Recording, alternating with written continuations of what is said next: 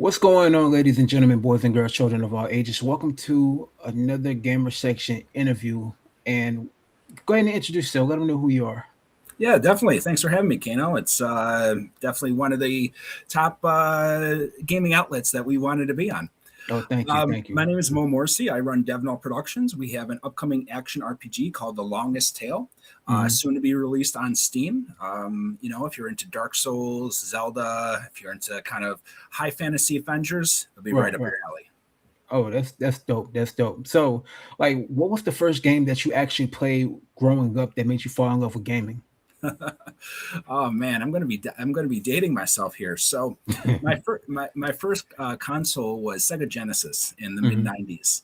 Right. I specifically remember my father bringing home both Sega Genesis and Super Nintendo for the holidays, and he Hmm. said, I could pick one or the other. So I tried Super Nintendo first, and I loved it. Zelda, Mario, all the classics. Uh, I think there was some miscommunication though, because the next day the Super Nintendo was gone, and I just had Sega Genesis. But it was a happy mistake. I still have all my games for Sega. Hmm. Some standout ones: Shining Force, that was an old school RPG from back in the day. They made a couple of remakes along the way. Hmm. Comic Zone, that was a classic. Can't go wrong with Sonic. Oh Gotta yeah, love, classics, gotta love them classics. all. Classics, man. Just you just took me back a little bit with some of the nostalgia games you just mentioned. Wow, man. Wow. So let me ask you this about your studio, right? So like, how did the studio come together? How did it format? Yeah, that's a good question. Mm-hmm. Any worthwhile endeavor is a journey, right? We kind of, when you're involved in a creative field such as game development, game design, you kind of you start out with a certain vision, and it's important to stay true to your vision. But equally important is to be adaptable and to be Right. kind of pivoting and going where the market takes you. Gaming, there's a different game for every gamer. Mm-hmm. Certainly, all the viewers here, everyone has their favorites, their go-to ones, the ones that they keep coming back to. We got to start in several years back in 2018. We were Right. actually doing nothing related to gaming. We were in the cryptocurrency sector. Um, Cryptocurrency. yeah, that was quite a roller coaster, that sector. Yeah, But yeah. in 2021, 2022, as many of your viewers may remember, though maybe some of the younger ones won't, Mm-hmm. the NFTs were really big. NFTs, the metaverse, these were popular trends in gaming and many other domains. Yeah. So we were working with a major blockchain provider to build a metaverse on top of their platform. Mm-hmm. It had NFT integration and all that great stuff. Something like tens of thousands of users got into it. They were running around this virtual city we built, customizing the property that they were building, and so on and so forth. Yeah. It was in that time frame that we decided that building a game is a challenging endeavor, a very worthwhile one, but just the Mm-hmm. gaming aspect, it takes a lot of time and resources, developers, designers, animators. So in 2022, 2023, we decided to just focus on the gaming thing. We're no longer doing the crypto. That's when we started scoping out The Longest Tail, and we haven't looked back since. Okay, that's dope, man. That's dope. That's a very interesting, background behind that. So let's talk about, from this point forward, we're going to just talk about your upcoming game, The Longest Tale, right? So the longest tale is supposed to be centered around uncovering like a forgotten legend. So like, what was the core inspiration behind the game's world and so on and so with the lore and everything? Yeah, definitely. I'm going to try to answer your question, Kano, without revealing too much. Yeah, yeah, yeah. No spoilers here. Okay, It's a kind of a multi-layered adventure, if you will. okay. It's inspired by, it's very much a Souls-like game. If you like, Dark Souls, Elden Ring, that type of adventure, if you will, that really kind of Mm-hmm. thick fantasy, that immersive world where you kind of get lost around every corner, where there's a Yeah. kind of a zany creature or a huge boss or whatnot. The Longest Tale will be right up your alley. But this, Mm-hmm. when we were kind of conceptualizing this, we realized that a lot of players really like the ambiance of Dark Souls and of Mm-hmm. Elden rewarding and so on and so forth. But they don't like the punishing difficulty, right? Myself Yeah. as well. I mean, I used to be really heavy, game for hours on end. These days, while I still game, I have other, I have life, right? Other Hmm. things going on, so I can't dedicate as much time to getting good as they say in these games. That's So true. that's where the Zelda aspect comes in. It's like we have the ambiance of Dark Souls and Hmm. the atmosphere that's it's partially inspired by Arabian mythology. 1001 Arabian Nights is one of the inspirations behind our games, Right. but without the punishing difficulty. If you like kind of the funness of Zelda, if you will, just kind of the lightheartedness and whatnot, the Hmm. longest tale will be right up your alley. So it's like a balance between a Souls like, but it also has that Zelda like vibe to it. I like that. That's something that stands out. It has a little bit of uniqueness behind it. So I likes that. I likes that. That seems very interesting. So now me doing research behind your game and stuff like that, it's very intriguing. So you could actually control like four heroes that's bounded by a mysterious fate. So can you kind of elaborate on how their stories intertwine throughout the game? Yeah, yeah. I mean, I don't want to go into the spoilers too much because you kind of have to. It would ruin the surprise for the viewers. Okay. But similar to our one of our inspirations, A Thousand and One Arabian Nights, it's there's a tale that leads to a tale that leads to a tale. Right. So you kind of have to play it all and kind of go down the branching paths, and every decision you make kind of impacts the world and so on and so forth. Right. Right. But you really have to kind of experience it all to get the full feel of the mysterious forces that are shaping the world beneath. Hmm. Okay. They're very interesting. Very interesting. So all right, let's say you're a player, right? That's playing this game. Are you switching between four heroes dynamically, or do the paths unfold in separate narrative arcs? Each player has kind of a different thematic area. Now Hmm. certainly the overall story beats and whatnot, it's kind of tying everything together. But no matter what you're into, let's say you're like your typical I shouldn't say typical, but traditional medieval, like dark European fantasy Yeah. knights and wizards and so on and so forth. There's segments of the game that really will resonate with you. If you Hmm. like the kind of the ninja, the Asian kind of Japanese stealth oriented, gameplay mechanics, then there's a huge part of the game that is kind of dedicated to that, and the Hmm. tale of a ninja who is on a quest for vengeance. Hmm. The Middle Eastern, mythology and whatnot. That's Yeah. I don't know if it's the biggest or if it's it's definitely comparable with the Japanese area. So then there's a lot to draw players in those settings as well. So no matter Hmm. what you're into, there's a little bit for everyone. If you're into just kind of the fun combats and so on and so Hmm. forth, we have a full combo system, special abilities, special weapons, and whatnot. Okay. We have stealth, puzzles. There's really a little bit for everyone in the longest tale. Okay. Dope. Dope. So speaking of play styles, like how does each of the hero differ in the terms of the gameplay mechanics and abilities and stuff like that? Yeah, that's a great question. When it comes to game design and development, it's very much in the same what we were talking about before, kind of how gaming. There's a lot of options out there, right? Gamers Hmm. are very they have a lot of decisions to make. Finding the next great game that you want to invest your time into is not an easy decision. That's true. So it's important to kind of stay true to the formula, but also kind of take things in your own direction.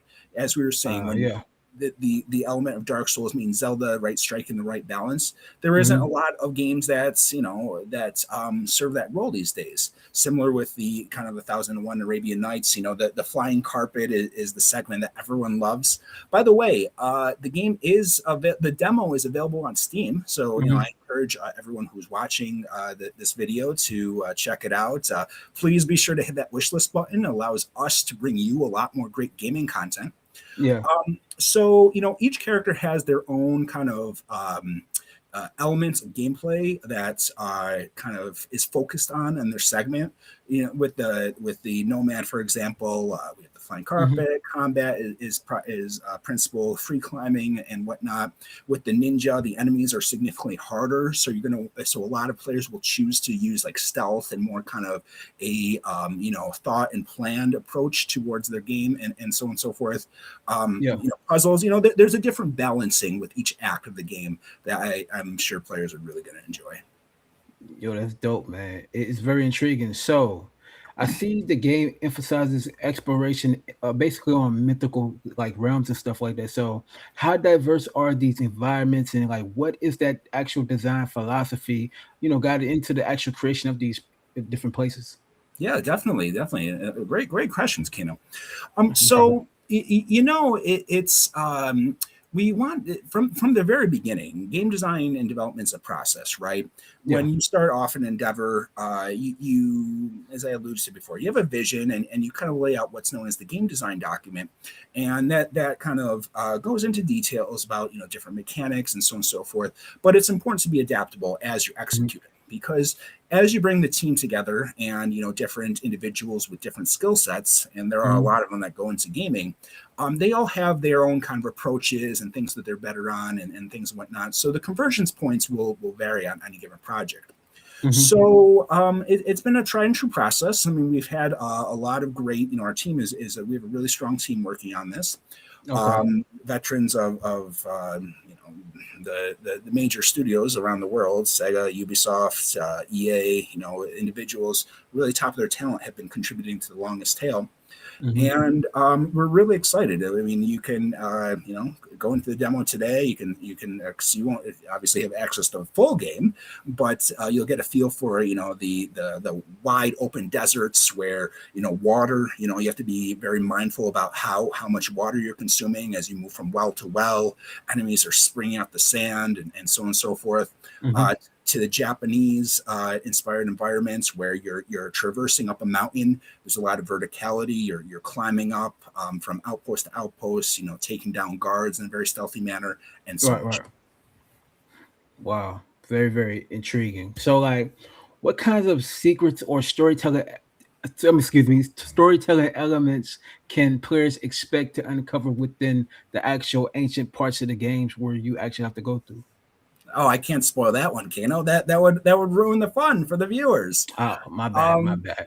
yeah, yeah, no worries. I mean, I can allude to it a little bit. Just a little bit of teaser, like a teaser, not too much, but a teaser.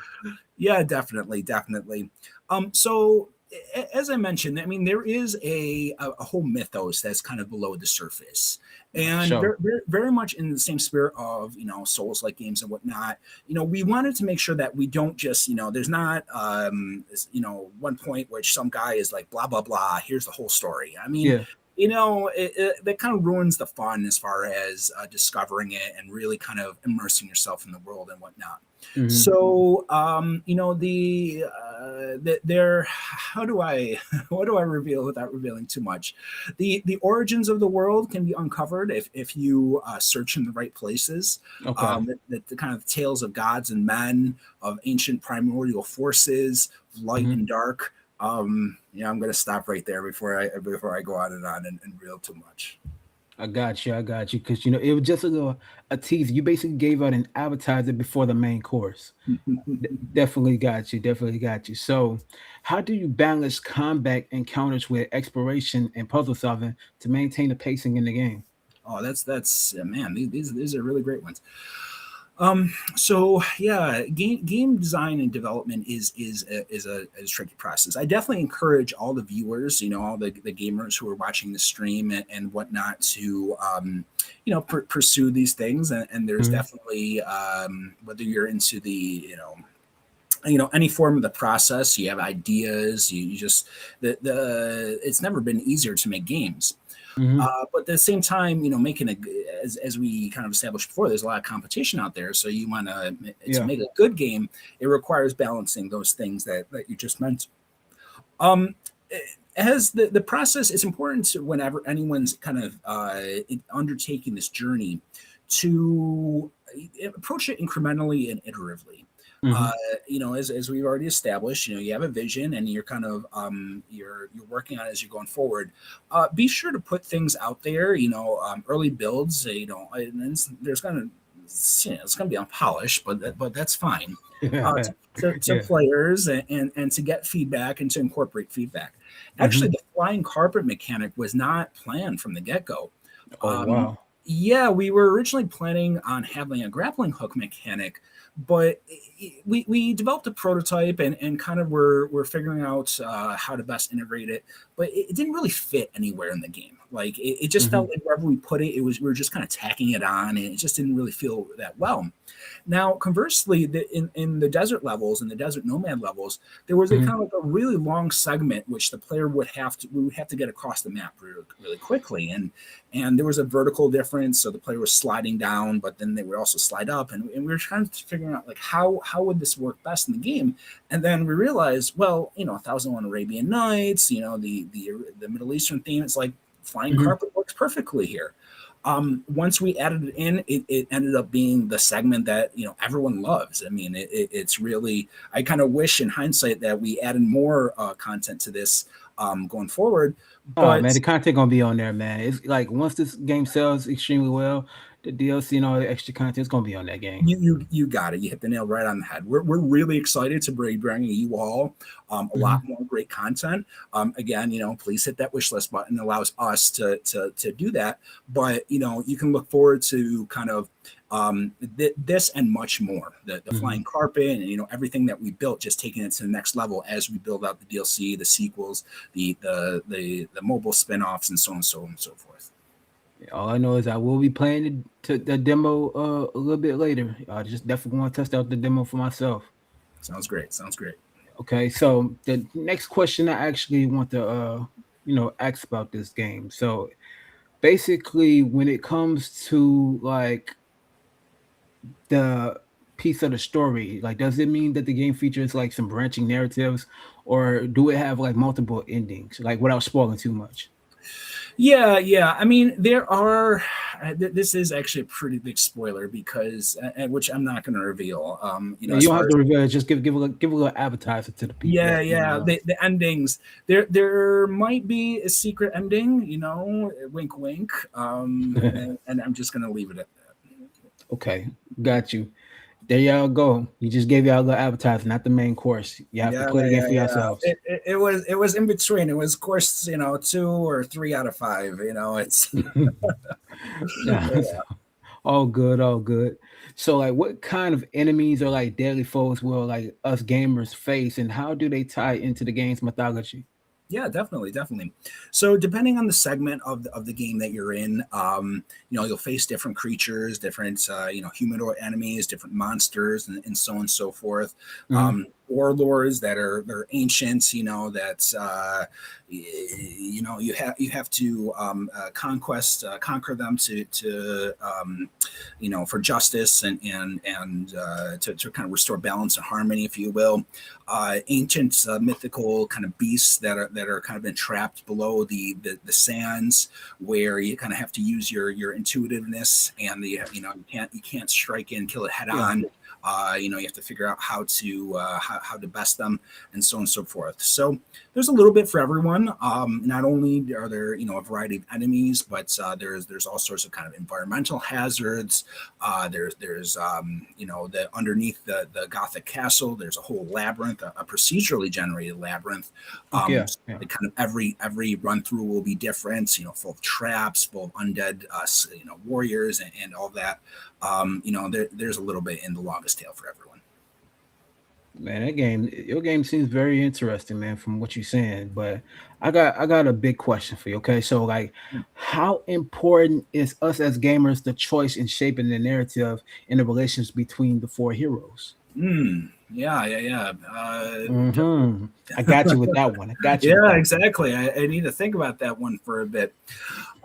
So yeah, I mean, there's a careful balance that we have to that we are seeking, as with any game and any gamer. Hmm. Um, you know, some as I mentioned before, there's a game for every gamer, and some gamers really like unlimited choices and so on and so forth. Other gamers kind of like the more kind of direct, like fewer choices but more meaningful, more substantive choices. Right, right. So we're kind of in between there. Along in the guidelines, one of the pillars of longest tale should be enjoyed by all audiences. I mean, it's very much one of the analogies with modern media is like Lord of the Rings, right? I mean, Uh, there are if anyone can enjoy Lord of the Rings, from kids at a young age to adults kind of at older ages, but mm-hmm. there are themes in there, whether Lord of the Rings or Longest Tale, that kind of older audiences will appreciate more. Now, we're not talking about like anything gratuitous, obscene, like not Yeah. too much gore or whatever. It is appropriate for most ages, if you will. Maybe not Mm-hmm. super young kids, but most ages would be into this. So there is something in there for everyone, and likewise, the gameplay is accessible by like kind of all sorts, all walks of life. Now, if Mm-hmm. you want to kind of take it to the next level, kind of explore all paths and so on and so forth, there is that content there for Yeah. you to be able to do so if you're so inclined. Okay, okay. That sounds very interesting. Well, I'm about to hit you with a haymaker question. Okay. Okay, It's about yeah, to be a haymaker. So, let's make some hay. Yeah. so what challenges did the development team face when building a story-driven experience across like multiple protagonists? Mm. Excuse me. Yeah, I got you. I got you with that one. Yeah, with the Yeah, yeah, hard one. yeah. Oh man, it's like the cartoons. The stars are going around my head. Like the yeah. I just need the sound effects for that. Yeah, that's so challenges. The balance is a very important one, right? I Hmm. mean, and that is it's a challenge in part because, again, different gamers like different experiences. So while you try to build something that while staying true to your vision resonates with the most gamers and whatnot, you're Hmm. not going to make everyone happy. If gamers are like really into the punishing difficulty of Dark Souls, they might not like the kind of the lightness, the Zelda aspects of the game. But that being said, it's as a studio founder and so on and so forth, you find things that work, and even for the individuals that like one thing or more than the other, finding ways to appeal to different people, different demographics, right? Hmm. Individuals from the West and the East, from men, women, and anyone, young and old, and so on and so forth. Right, right. I'd say that's kind of the biggest challenge when building a modern video That sounds sophisticated for sure. So definitely understand that, man. I definitely understand that. So with that being said, with the longest tail, like what platforms will the longest tail be launching on, and are there any specific like platform features that us gamers should know about? Yeah, yeah. So right now, are the initial plans are is for Steam, PC, and Mac. So if you have either of those, if you have a desktop, you can, or a desktop or laptop, you can run it. It doesn't require the latest greatest hardware. This, similar to kind of wanting something that is grounded in realism, but also kind of having that fantastical element. Hmm. We want gamers, a variety of gamers, to be able to enjoy this. So Hmm. maybe if your computer is 20 years old, you won't be able to play this, but you should be fine. Anything within the last 5 or so years to run it. Of course, the better system you have, the higher quality setting you can boost up, and you can really, it'll really pop if you have a great graphics card, et cetera, et cetera. In the long run, we'd like to do mobile console ports. We'd love to bring this to, the PlayStations, Xboxes, Nintendos, and so on and so forth. And then Right, we right. have we have ideas for other kind of installments in the franchise. Hmm. The Longest Tale is just chapter one of a very big, kind of epic, if you will, that's going to span, kind of Right, story right. wise millennia and all of that. So there are things like mobile spin-offs, and so on and so forth planned for down the road. But again, our first, our flagship title, The Longest Tale, will be released soon on Steam, and hit that wish list button. And it doesn't have a release date, or it doesn't have a release date right now. Yeah, I mean, we are tentatively looking at Q2, so sometime this quarter. Okay. It's TBD. It's we're kind of the project's at the point which we are kind of putting on, quite a bit of polish. We're ironing out all the bugs, and so on and so forth. So we're at a really good state. It just kind of the specific release date is still to be announced. Okay, okay. Well, here is the multi-billion-dollar question. Okay, from the So, haymaker to the multi-billion. Yeah, multi-billion haymaker. But yeah. continue on. All right. So, for us gamers discovering The Longest Tale for the first time, why should this be on their must playlist? Like, why it should be people wanting to actually play this game? Yeah, definitely. As we mentioned before, I mean, there are a lot of games out there, right? Hmm. Now, we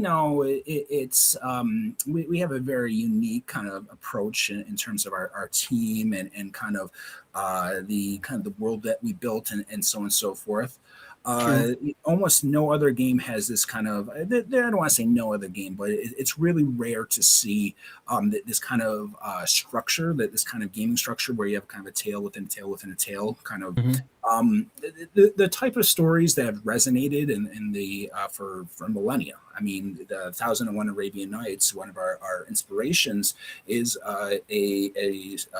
an epic that was compiled over many thousands of years in the Middle East and Asia, and so on and so forth.